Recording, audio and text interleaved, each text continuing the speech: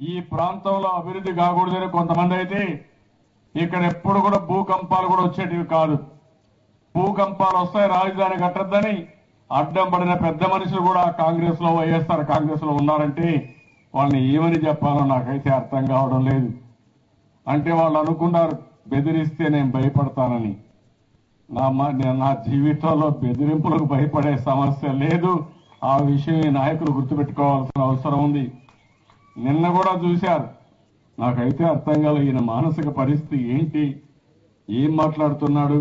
ఒక మంచి కలెక్టర్, జిల్లా మెజిస్ట్రేట్ కలెక్టర్, ఈరోజు కలెక్టర్ గారు లా అండ్ ఆర్డర్ కు విఘాతం కలుగుతుందనుకుంటే ఎవరినైనా అరెస్ట్ చేసే అధికారం కలెక్టర్కి ఉంది.